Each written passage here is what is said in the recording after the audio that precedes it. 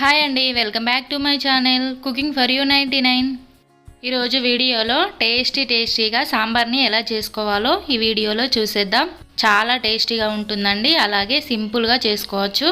ఈ సాంబార్ అన్నంలోకైనా ఇడ్లీ వడలోకైనా చాలా బాగుంటుందండి. మీరు కూడా ఒకసారి ట్రై చేయండి. ఇప్పుడు ముందుగా 1/2 కప్పు వరకు కందిపప్పు తీసుకొని నీట్గా వాష్ చేసుకోవాలి. వాష్ చేసుకొని ఒక కుక్కర్ తీసుకొని అందులోకి ఈ కందిపప్పును వేసుకోవాలి.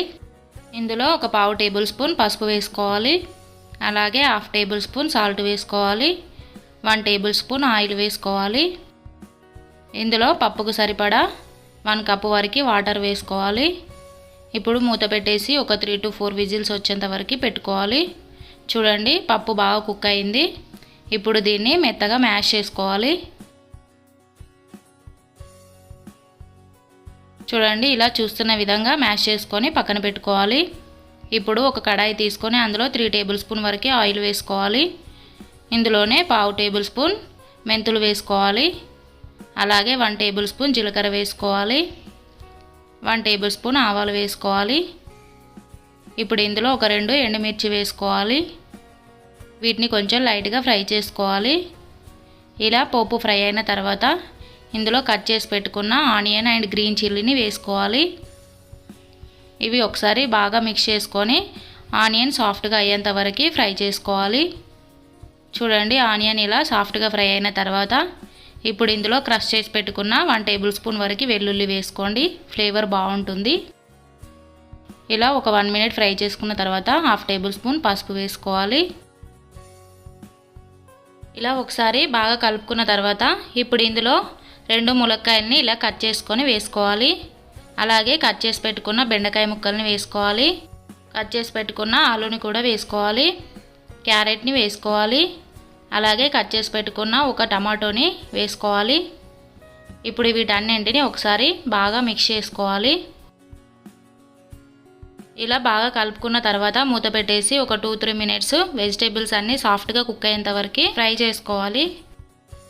చూడండి, ఒక 2-3 మినిట్స్ తర్వాత మూత తీసి ఒకసారి బాగా మిక్స్ చేసుకోవాలి.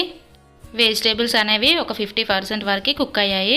ఇప్పుడు ఇందులో ఒక 2 table spoon red chilli powder వేసుకోవాలి. అలాగే సాల్ట్ మీ టేస్ట్కి సరిపడా వేసుకోండి. 1 టేబుల్ స్పూన్ ధనియా పౌడర్ వేసుకోవాలి. 1/2 టేబుల్ స్పూన్ జీరా పౌడర్ వేసుకొని ఒకసారి బాగా మిక్స్ చేసుకోండి. ఇలా మనం వేసుకున్న మసాలాలు ముక్కలకు బాగా కలిసేలాగా కలుపుకోవాలి. ఇప్పుడు ఇందులో కొంచెం కరివేపాకు వేసుకొని ఒకసారి మిక్స్ చేసుకోండి. ఇలా మిక్స్ చేసుకున్న తర్వాత ఇప్పుడు ఇందులో మనం ముందుగా ప్రిపేర్ చేసి పెట్టుకున్న పప్పును కూడా వేసుకోవాలి. ఇలా వేసుకొని ఒకసారి బాగా మిక్స్ చేసుకోండి. ఇలా మిక్స్ చేసుకున్న తర్వాత ఇందులో ఒక నిమ్మకాయ సైజ్ అంతా చింతపండుని ఇలా జ్యూస్ తీసుకొని వేసుకోండి. ఇందులోనే సాంబార్ కన్సిస్టెన్సీని బట్టి వాటర్ని యాడ్ చేసుకోండి. ఇలా వాటర్ వేసుకున్న తర్వాత ఒకసారి మిక్స్ చేసుకోవాలి. మిక్స్ చేసుకొని మూత పెట్టేసి ఒక 4 to 5 మినిట్స్ బాయిల్ చేసుకోవాలి. చూడండి, ఇలా బాయిల్ అవుతున్నప్పుడు మూత తీసి ఒకసారి మిక్స్ చేసుకోండి. ఇలా మిక్స్ చేసుకున్న తర్వాత ఇప్పుడు ఇందులో ఒక 1 టేబుల్ స్పూన్ వరకు సాంబార్ పౌడర్ వేసుకోండి. ఇప్పుడు ఒకసారి బాగా మిక్స్ చేసుకోవాలి. ఇలా మిక్స్ చేసుకొని ఒక 2 మినిట్స్ బాయిల్ చేసుకుంటే సరిపోతుందండి. చూడండి, 2 మినిట్స్ తర్వాత వెజిటేబుల్స్ కూడా బాగా కుక్ అయ్యాయి.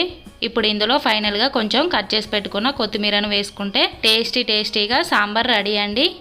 ఈ సాంబార్ వేడివేడిగా అన్నంలోకైనా ఇడ్లీలోకైనా వడలోకైనా చాలా టేస్టీగా ఉంటుంది. మీరు కూడా ట్రై చేయండి.